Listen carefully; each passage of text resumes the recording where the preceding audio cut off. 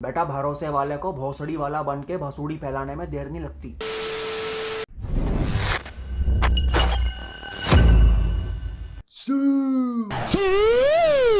अबे डेफिनेटली यार, तुम्हें दिल की बात बताऊँ ना तो मेरा सही में एक बार को मन भी नहीं कर रहा कि मैं बाकी सारे पॉइंट्स की बात करूँ, क्योंकि यार देखो पॉइंट्स बहुत ज़्यादा हैं। हमको हवा में नहीं उड़ना चाहिए डेफिनेटली, क्योंकि हम अच्छा नहीं खेले। ये देखो मैं तुम्हें बताता हूँ कि हम अच्छा नहीं खेले, लेकिन इस समय खुशी इतनी ज़्यादा हो रही है ना, क्योंकि जिस तरीके से ये गोल्स आए ना, जिस तरीके से आज बड़े भैया ने रिएक्ट करा है, you just have to be happy.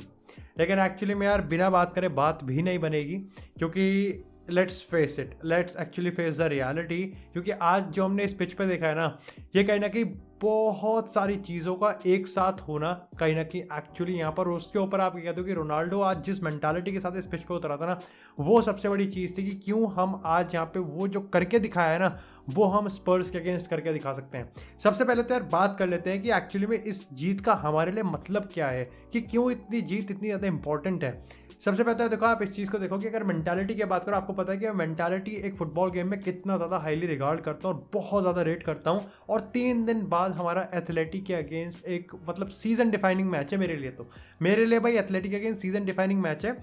देखो टॉप 4 की रेस मैंने तुमको पहले भी कहा है कि ये लंबी है, ये लंबी चलेगी, क्योंकि जब तक आर्सेनल के हाथ में गेम्स होंगे, स्पर्स के हाथ में गेम्स होंगे, और जब तक सारी टीम्स एक साथ एक बराबर गेम्स पे नहीं आ पाएंगे ना, अभी हम 29 खेल चुके हैं, आर्सेनल के हाथ में 3 गेम है, स्पर्स के हाथ में 2 गेम है, तो ये बहुत डिसमिस मैच है और ये गेम लंबा जाएगा। ठीक है, तो हमें नहीं पता कि कौन सी टीम कब हक देगी और कौन सी टीम कब छक्का मार देगी। जैसे आज हमने छक्का मार दिया, सिटी के अगेंस्ट रख दिया, स्पर्स ने एवर्टन की गुद्दी पर चपाटे लगा दिए और सिटी को हरा दिया, तो उन्होंने आज हमारे सामने रख दिया। लेकिन यूसीएल का जब जब मैच आएगा ना, मैं तब तब सीजन डिफाइनिंग कहूँगा कि कब कंपटीशन में यही है कि अगर आपने छक्का मार दिया तो सामने वाले टीम का सीजन गया, और अगर आपके अगेंस्ट किसी ने छक्का मार दिया तो आपका सीजन गया। तो ये मेरे लिए सबसे बड़ा पॉइंट है। दूसरा पॉइंट, अब आ जाते हैं टॉप 4 पे। अब देखो एक ऐसा टाइम, एक ऐसा महीना जहाँ पर आर्सेनल लिवरपूल के अगेंस्ट खेलेगी। हमको इवेंचुअली लिवरपूल के अगेंस्ट खेलना था, लेकिन वो मैच पोस्टपोन हो गया। हम सिटी के अगेंस्ट खेले। अभी सिटी लिवरपूल अप्रैल के महीने में यहाँ पर खेलेगी। तो जहाँ पर इतने सारे मैचेस है ना, कि आप ये देख लो कि प्रीमियर लीग की जो टॉप 2 टीम्स है, यानी कि कौन प्रीमियर लीग जीतेगा अभी उसका भी कंफर्म नहीं है अब, और टॉप 4 की तो रेस कहीं ना कहीं है ही सेक्सी। ऐसे पॉइंट ऑफ टाइम पे जहां आर्सेनल अपना बिल्कुल मैच जो उनकी फॉर्म है उसको ड्रॉप करते हुए नहीं दिख रही, यूनाइटेड कहीं ना कहीं फॉर्म पकड़ते हुए नहीं दिख रही, और उस पर उसको समझ में ही नहीं आ रहा कि फॉर्म पकड़ना है कि लौड़ा पकड़ना है, हमको नहीं पता। ऐसे पॉइंट ऑफ टाइम पे यूनाइटेड का स्पर्स को डायरेक्टली हराना ये बहुत बहुत ज़्यादा इंपॉर्टेंट था। लेकिन देखो यार, हम यूनाइटेड पे बतेरी बात करेंगे और यूनाइटेड पे बात करनी भी बनती है, लेकिन सबसे पहले बात करते हैं कि एक्चुअली में स्पर्स ही क्यों हारी, क्या चीज़ हमको देखने को मिली स्पर्स की इस टीम से। देखो सबसे पहले तो हमको ये देखने को मिला कि आज ह्यूंगमिन सॉन चप्पलों पे मूत के खेल रहा था, क्योंकि भाई वो इतना फिसल रहा था, इतना फिसल रहा था। आज सच में असली रोनाल्डो के सामने सोनाल्डो काफ़ी ज़्यादा फुस निकला। जैसा आपको बता दूं कि प्रीमियर लीग में Ronaldo is definitely one of the my favourite players. लेकिन देखो 3 पॉइंट मैं समझ रहा हूँ, वो है यहाँ पर एग्जीक्यूशन, वो है यहाँ पर इंडिविजुअल डिफिकल्टीज एंड फ्लॉप, और तीसरा पॉइंट है यहाँ पर कॉन्टेज नेक्स्ट स्ट्रैटेजी और टैक्टिकल। सबसे पहले अगर बात करें हम यहाँ पर एग्जीक्यूशन की, तो देखो यार आपको ये समझना पड़ेगा कि जितने चांसेस यूनाइटेड को मिले हैं, कहीं ना कहीं स्पर्स भी उतनी ज़्यादा प्रोडक्टिव थी। स्पर्स काफ़ी ज़्यादा चांसेस मिले, but they were actually very very poor at in the execution. चाहे हम बात करें उसकी रेगुलॉन के, वो नहीं कौन से मारा था, जबकि वो केन को यहाँ पर असिस्ट कर सकता था। ह्यूंगमिन सॉन एट टाइम्स काफ़ी ज़्यादा बहुत मतलब काफ़ी ज़्यादा क्या बहुत ही ज़्यादा इनकन्सिस्टेंट दिखा मेरे को। दूसरा पॉइंट अगर हम बात करें तो वो है यहाँ पर इंडिविजुअल फ्लॉप की, और इसका प्राइम एग्जाम्पल है यूनाइटेड का दूसरा गोल। आप देखो स्पर्स इस टीम से जो चीज़ करवाने की कोशिश कर रहा था ना डिफेंसिवली, ये चीज़ वो कर रही थी, यानी कि डिफेंसिवली सस्टेन प्रेशर कर पा रही थी। और आपको पता है कि एंटोनियो कॉन्टे अपनी टीम को इस तरीके से ड्रिल करता है कि आपकी टीम को पता होना चाहिए कि डिफेंस को एब्जॉर्ब कैसे करते हैं। ये चीज़ उन्होंने लिवरपूल के अगेंस्ट भी करी थी, ये चीज़ उन्होंने सिटी के अगेंस्ट करी थी, और ये चीज़ उनको ईजिली यूनाइटेड के अगेंस्ट भी बहुत आराम से कर लेनी चाहिए थी। प्रॉब्लम कहीं प्रॉब्लम आती है इनके डिफेंसिव प्लेयर्स की। आप देखो इसमें रॉकेट साइंस नहीं है कि स्पर्स में एंटोनियो कॉन्टे को जो टीम चाहिए ना, वो टीम कहीं ना कहीं एक्चुअली में अभी है ही नहीं। आप देखो बेन डेविस मेरे को लगता है कि एंटोनियो कॉन्टे को चाहिए, डेविंसन सैंचेज आज खेल ही नहीं रहता, तो ये अगेन एग्जांपल है कि ये भी नहीं चाहिए। उसके बाद आप देखो मैट डोवर्टी, मेरे को लगता है कि ये एंटोनियो कॉन्टे को चाहिए। एक क्रिश्चियन रोमेरो एक ऐसा प्लेयर है जो कि मैं मान के चल सकता हूँ कि एंटोनियो कॉन्टे को चाहिए, और एरिक डायर मेंटालिटी की वजह से मैं कह रहा हूँ कि शायद से एंटोनियो कॉन्टे के सिस्टम में चल सकता है। अच्छा अपार्ट फ्रॉम दैट मेरे को लगता है कि होइबियर्ग एक ऐसा प्लेयर था जो कि आज काफ़ी अच्छा लगा। बाकी सारे प्लेयर्स मेरे को बहुत ही ऑन एंड ऑफ लगे, और मोस्ट इंपॉर्टेंटली हैरी केन का मैजिक आज चला ही नहीं, तो ये एक बहुत बड़ी अच्छी चीज़ थी। बात करते हैं तीसरी चीज़ की। अब देखो यार, एंटोनियो कॉन्टे अपनी टीम को स्विच करवा पा रहा था, यानी कि आप देखो जब हमने पहला गोल मारा तो उसके बाद स्पर्स ने काफ़ी अच्छे से हमको प्रेस किया। स्पर्स का प्रेस, मैं अब भी कह रहा हूँ, स्पर्स का प्रेस यूनाइटेड के प्रेस से बहुत बढ़िया है। स्पर्स का of the ball shape United के ऑफ द बॉल शेप से ही काफ़ी बढ़िया है। स्पर्स का ऑफ गेम स्ट्रैटेजी और ऑफ यूनाइटेड की ऑफ गेम स्ट्रैटेजी में काफ़ी बड़ा डिफरेंस है। कहाँ मात खाई यहाँ पर हमारे एग्जीक्यूशन की, कि जहाँ स्पर्स बहुत रश कर रही थी, यूनाइटेड रश नहीं कर रही थी। यूनाइटेड आज पहली बार मेरे को लग रहा था कि बिल्डअप प्ले में ना काफ़ी ज़्यादा सही खेल रही थी। लेकिन अब बात करते हैं यहाँ पर क्रिस्टियानो रोनाल्डो की। अब देखो यार, बहुत बातें हुई कि इंजरी उसको सही में थी या नहीं थी, कि रांगनिक ने बस एक कवर अप कर दिया। लेकिन एक चीज़ हमको माननी पड़ेगी कि ये जो उसको रेस्ट मिला था ना, ये जो उसको ब्रेक मिला था, उसके बाद आज सही में वो बहुत फ्रेश लग रहा था। और एक फैक्ट के और स्टैट्स की मैं बात बताऊं तो एक्चुअली में अगर हम फ्रंट 6 प्लेयर्स की हम बात करें, यानी कि सैंचो की बात करें, रोनाल्डो की बात करें, राशफोर्ड की बात करें, पोग्बा की बात करें, फ्रेड की बात करें, मातिच की बात करें, इन 6 के 6 प्लेयर्स में से सिर्फ मातिच ही एक ऐसा प्लेयर है जिसके ज़्यादा पासेज हैं एक्सेप्ट बिफोर क्रिस्टियानो रोनाल्डो। यानी कि रोनाल्डो आज हमारे लिंकअप प्ले में बहुत फ्रेश दिख रहा था, उसकी मेंटालिटी बहुत ज़्यादा क्लियर थी। और एक चीज़ आपने आज नोटिस करी होगी कि आज पूरे यूनाइटेड के अटैक में ना ऐसा सही में ऐसा लग रहा था कि रोनाल्डो ना इनका फोकल पॉइंट है। रोनाल्डो, इनको पता है कि क्रिस्टियानो रोनाल्डो कहाँ है, इनको पता है कि हमको सारे अटैक अगर रोनाल्डो के लिए एक बार क्रिएट कर देंगे तो रोनाल्डो स्कोर करेगा, and he actually scored it. वैसे इसमें एक चीज़ मैं आपको बताया था कि रोनाल्डो ने 2 गोल आउट ऑफ नथिंग स्कोर किए थे, और ये चीज़ अगेन उसकी बताता है। देखो तीनों ही गोल में ना अपने आप में एक अपनी स्टोरी है। पहला गोल देखो जो उसने स्क्रीमर मारा है, बहुत ज़्यादा कॉन्फिडेंस चाहिए होता है, और बहुत ही बढ़िया एटीट्यूड था क्रिस्टियानो रोनाल्डो की तरफ से कि actually he took that shot और उसने वहाँ पर वो बैंगर मारा है आउट ऑफ नथिंग, बिल्कुल मतलब सकर पंच की तरह यहाँ पर बिल्कुल स्पर्स के मुंह पे पड़ा है। और ये चीज़ सही में क्यों कहते हैं कि ये वो दिखाता है। अगर मैं उस पहले गोल की मैं बात करूं कि उसने यूनाइटेड को लीड दी, मैं आज पूरे तीनों गोल्स की मैं बात करूं तो ये चीज़ बहुत बड़ी शॉकिंग नहीं है कि एक्चुअली में रोनाल्डो ने किस तरीके से यूनाइटेड को चैंपियंस लीग में आज जहां है वहां पर पहुंचाया, चाहे एटलांटा के अगेंस्ट बात करें, चाहे विलारियल के अगेंस्ट बात करें। बात करें अगर तीसरे गोल की तो वो है उसका हेडर। इस समय काफ़ी ज़्यादा डिबेट है कि रोनाल्डो का एट दिस एज सबसे बड़ा स्ट्रॉन्ग पॉइंट क्या है, क्या वो अटैकिंग, क्या वो एक्चुअली में हेडर है। और अगर एक्चुअली में हेडर है तो यूनाइटेड के फुल पैक्स को या फिर यूनाइटेड के उन प्लेयर्स को जो कि पेनल्टी बॉक्स में डिलीवरी दे रहे हैं ना, उनके लिए बहुत इंपॉर्टेंट है कि वो यहाँ पर उसको ज़्यादा इंप्रूव करें।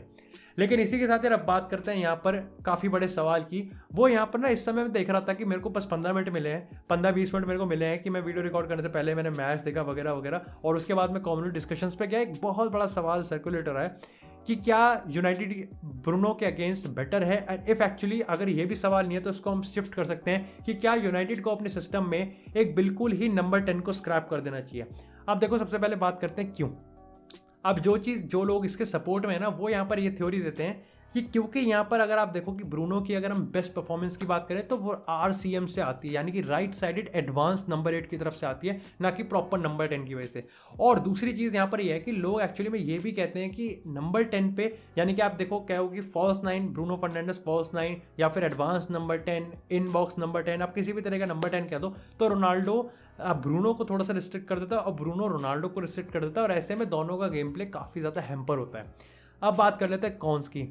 अब कॉन्स में एक्चुअली में सीन यहाँ पर ये है कि जो ब्रूनो का इंस्टिंक्ट है ना, वो रहेगा नंबर 10 वाले, यानी कि आप उसको RCM पे भी खिलाओगे ना तो काफ़ी ज़्यादा, एक तो उसका गेम स्टाइल वो है ही नहीं, और दूसरी चीज़ कि अभी तक हम ओले के अंदर देखें या फिर हम वैसे भी देखें तो नंबर 10 वाला रोल हमेशा से एक तरीके से काफ़ी ज़्यादा इस पूरे सिस्टम में रिजिड रहा है, और ये चीज़ कहीं ना कहीं नाइट ओवर नाइट बदलना काफ़ी ज़्यादा मुश्किल है। But do let me know कि आपके हिसाब से क्या सही में ही ये जो नंबर 10 वाली थ्योरी है, क्या हमको यहाँ पर स्क्रैप कर देना चाहिए या नहीं। अच्छा, विदाउट ब्रूनो वाले अगर सिचुएशन की बात करें तो सबसे बड़ा सवाल ये है कि अगर ब्रूनो आ गया वापस, जो लोग कहते हैं कि सपोर्ट करते हैं, तो क्या हमारी मिडफील्ड होगी यहाँ पर। आपके पास ना एक्चुअली में काफ़ी प्लेयर्स हैं। आपके पास ब्रूनो अगर एक फिक्स पोजीशन पे, तो आपके पास पोग्बा है, आपके पास स्कॉट मैकटोमिने है, आपके पास फ्रेड है, और आपके पास नेमानिया मैथिच है। 2 को खिलाना, 2 को बाहर रखेंगे। डू लेट मी नो कि आपका हिसाब से कौन सी कॉम्बिनेशन इस पूरी टीम में यहाँ पर बैठ सकती है। इसी के साथ यार अपन लोग बात करते हैं एक एप्रिसिएशन प्लेयर की, और वो आती है यहाँ पर जेडन सांचो से। सांचो के ऊपर ना आज काफ़ी ज़्यादा नज़रें मैं कहूँगा कि थी, क्योंकि ब्रूनो नहीं था तो डेफिनेटली हमारा क्रिएटर की अगर बात करें तो वो जेडन सांचो था। देखो राशफोर्ड अगेन मेरे को लगता है कि आज उसने ट्राई करा, but still he is very very off the pace, बहुत ऑफ द पेस है। ही ट्राइड, एफर्ट के पूरे नंबर है, इंटेंट के नंबर है, बट डेफिनेटली इसने ऐसा कुछ नहीं करके दिखाया कि मैं कहूँगी आज बहुत ही बढ़िया खेल दिया उसने। सांचो की अगर मैं ऑन द अदर हैंड बात करूँ तो यार वो कभी कभी ना फीफा खेलता है, मैं सही बता रहा हूँ, मतलब वो ना बॉल रोल करता है विद जीरो पिंग, उसका पिंग भी नहीं आता, वो पता है वो बुली कर सकता है। अगर अगर आने वाले टाइम में मैं कहूँ कि कौन सा वो प्लेयर होगा ना जो कि अनडाउटली अनप्रिडिक्टेबली बहुत ही बढ़िया वेपन होगा ना यूनाइटेड के अटैक का, तो वो जेडन सांचो है। और इस पे भाई फकिंग प्राउड होना चाहिए, ये भाई उसके लिए अप्रिसिएशन है। Without him he is absolutely काम।